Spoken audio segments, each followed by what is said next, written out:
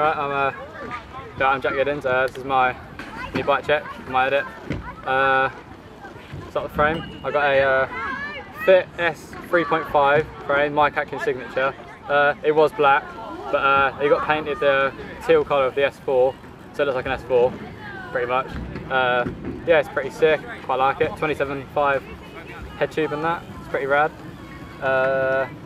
Odyssey Nightwolf seat in the black and white. It's pretty sick. Don't know what seat post it is, just stock integrated seat clamp.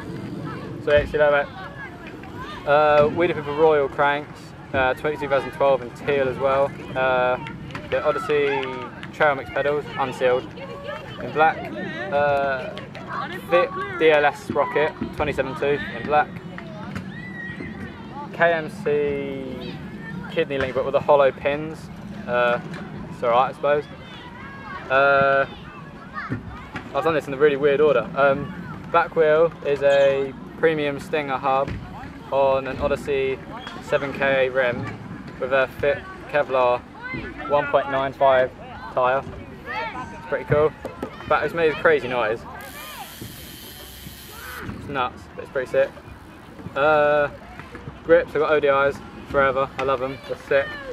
Odyssey par ends as well, forever. Federal drop bars, 9-inch rise, been cut down to 28 in black, they're pretty sick.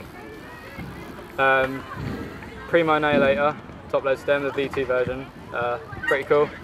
Bit annoying there's no hollow bolts on the side but hollow on top, so it's pretty gay. Yeah, that's a fat cunt that's just destroyed everything.